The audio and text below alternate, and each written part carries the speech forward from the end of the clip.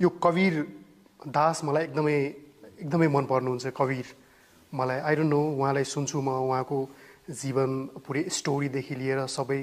अब कतिले भन्छन् कवीर चाहिँ ब्रह्माण्डबाट आउनुभयो, कतिले चाहिँ झुला फ्यामिलीले त्यो ब्राह्मण विधवा ब्राह्मणले चाहिँ त्यो पानीमा बगाइदिएपछि निरु र निमा नामको त्यो झुला फ्यामिलीले चाहिँ एडप्ट गर्नुभयो होइन।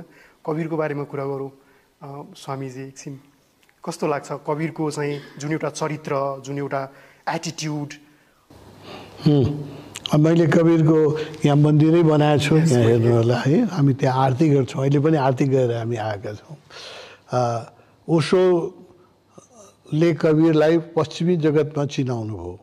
कवीर बडो विद्रोही कवि, इन्लाइटेन्ड कवि, एकदम सरल व्यक्तित्व,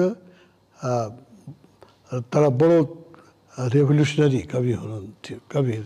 त्यस कारणले उहाँलाई र कहिले पढ्नु भएन, उहाँ स्कुल जानु भएन, अक्षरले चिन्नुहुन्थेन, अक्षरै चिन्नुहुन्थेन होइन। जे भन्नुभयो गाएर भन्नुभयो, त्यो अरूले रेकर्ड गरेको छ। कवीरलाई चिन्ने मान्छे ओशोभन्दा अगाडि धेरै कम थिए।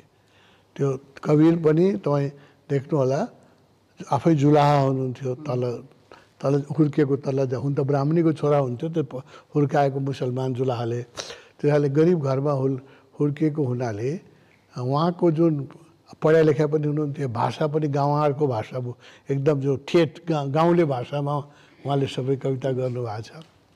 त्यस कारणले उहाँको फलोवरहरू पनि एकदम तल्लो गरिब घरका व्यक्तिहरू नै अहिले पनि इन्डियामा कवीर इज फेमस, एकदम लोयर स्टेटस जो समाजको छ, जातिमा पनि र धर्ममा पनि, धनमा पनि। मतलब एकदम जो इन्टेलेक्चुअल छन्, धेरै बाहुन क्षेत्रीमा उहाँ कवीर त्यति पपुलर हुनु थिएन होइन। तल जातमा र तल मतलब जसलाई हामीले जातिमा ऊ गर्छौँ त्यसलाई, र तल त नभनौँ, त्यो ऊ जातिमा र गरिब घरमा मात्रै कवीर चाहिँ पपुलर हुनु। अहिले पनि कवीरका जो फलोवरहरू छन् त्यही वर्गबाट आएका छन्। ओशोले पहिलोचोटि कवीरमाथि इङ्ग्लिसमा बोल्नुभयो, हिन्दीमा त बोल्नुभयो, उहाँले धेरै बोल्नुभयो। आधा दर्जन किताब, मतलब 20 प्रवचनको एउटा किताब हुन्छ भनेपछि म एक्युरेट नम्बर भन्न सक्दिनँ। हिन्दीमाथि धेरै प्रवचन दिनुभयो, इङ्ग्लिसमाथि पनि धेरै प्रवचन दिनुभयो। अनि विदेशमा कवीरलाई मान्छेले ओशोको थ्रु चिन्यो। पश्चिमी जगतमा कवीरलाई मान्छेले चिन्थेन, किन कसैले